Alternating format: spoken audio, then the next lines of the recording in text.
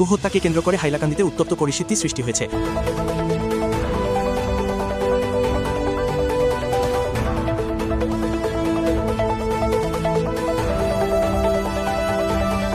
হাইলাকান্দি জেলার পাঁচগ্রাম পেপারমিল চৌহদে গরু হত্যা করে দুষ্কৃতকারীরা ফেলে যাওয়ার অভিযোগ উঠেছে। গতকাল পাঁচগ্রাম পেপারমিল এলাকার এক বাসিন্দার গরু চুরি হয়েছিল এবং আজ সেই গরুটি কোনো দুষ্কৃতকারী হত্যা করে গরুর মস্তক ফেলে রেখে যায় বলে অভিযোগ। আজ স্থানীয় লোকজন বিষয়টি প্রত্যক্ষ করে পাঁচগ্রাম থানায় খবর দেয়। খবর পেয়ে পুলিশের বিশাল বাহিনী ঘটনাস্থলে পৌঁছে পরিস্থিতি নিয়ন্ত্রণে আনে এবং হিন্দু অধ্যুষিত এলাকা থেকে গরুর মস্তকটি ঘটনাস্থল থেকে উদ্ধার করে নিয়ে যায়। ঘটনাস্থলে উপস্থিত পাঁচগ্রাম এলাকার স্থানীয় লোকজন এই ঘটনার সঠিক তদন্ত করে দোষীদের কঠোর শাস্তির দাবি জানিয়েছেন। হিন্দু ঘনবসতিপূর্ণ এলাকা হওয়ার পাশাপাশি ঘটনাস্থল থেকে প্রায় 100 মিটার দূরত্বে একটি শিববোর সত্ত্বেও কিভাবে কেউ এমন জঘন্য কাজ করার সাহস পেল তারও সঠিক তদন্ত করে দোষীদের শাস্তি দেবার দাবি জানানো হয়েছে। হাইলাকান্দি থেকে পূর্ণজ্যোতি দে প্রতিবেদন।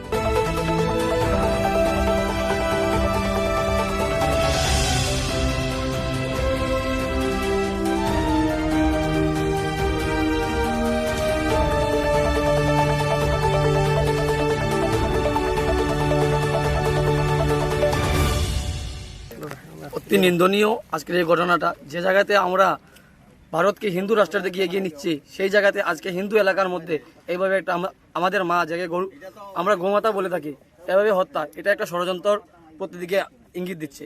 আর সবচেয়ে বড় প্রশ্ন উঠছে, যেহেতু পাঁচগ্রামে এসপিসিতে একটা সিকিউরিটি এজেন্সি আছে, এই সিকিউরিটি এজেন্সি থাকা সত্ত্বেও কীভাবে এখানে এত বড় একটা ঘটনা ঘটলো? যদি বোঝা যেত এইদিকে কোনো মানুষ চলাচল হয় না বা কিছু হয় না, এখানে অনবরত মাটি কাটা হচ্ছে ভারতমালা, তা সত্ত্বেও সিকিউরিটি থাকা সত্ত্বেও এই ঘটনাটি কেন হয়েছে বা কার ইশারায় হয়েছে? এ বাকিগুলো আপনারা দেখতে পাচ্ছেন যে শুধু মাথা আর ইয়েটা রয়েছে, বাকি মাংস কোথায় ইয়ে করলো? তার মানে এটাই বোঝা যাচ্ছে এখান থেকে নিয়ে একটা ব্যবসা চলছে। আর এসপিসিতে লোকাল মানুষ যদি উঠতে হয়, তাদের এত কোয়েকশন, এত প্রশ্ন করতে হয়, কিন্তু আজকে এত বড় একটা ঘটনা হয়ে গেল প্রশাসনের নাকে ঢোকাই দিয়ে, কিন্তু আমরা এটা বলতে পারছি না। আমি এটাই অনুরোধ রাখবো আপনাদের কাছে আর প্রশাসনের কাছে যে সঠিক যাতে এটা তদন্ত হয়, নতবা আমরা এটা দিকে আন্দোলনের দিকে ইঙ্গিত দিব। পাশে দুটো মন্দিরও আছে। যে পূর্ববর্তী বক্তা আমার কাকু বলে গিয়েছেন যে আসাম সরকারের টোটাল নির্দেশ আমাদের মাননীয় মুখ্যমন্ত্রী, যে যেখানে মন্দির বা মসজিদ আছে সেখান থেকে 5 কিলোমিটার দূরত্ব এইসব কোনো কাজ হতে পারবে না।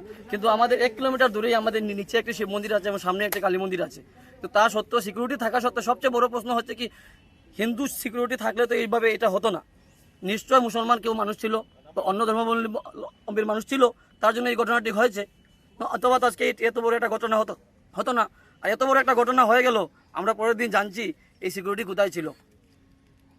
আমি প্রশাসনের কাছে ইয়ে করবো যে সিকিউরিটি ছিল বা সিকিউরিটি ইনচার্জ যে ছিল, তাদেরকে ভালো করে ইনকোয়ারি করার জন্য এবং সঠিক তদন্ত করার জন্য। যে ঘটনা হচ্ছে এখানে সত্যি একটু দুঃখদায়ক। সামনেই একটা শিব মন্দির আছে, পেছনে কালী মন্দির আছে এবং আমাদের শ্রদ্ধার মুখ্যমন্ত্রী বলেছেন যে যেখানে হিন্দু বসতির 5 কিলোমিটার মধ্যে কোনো গহত্যা হতে পারবে না, সেখানে এটা হওয়া মানে আমাদের ধর্মের উপর সরাসরি আঘাত।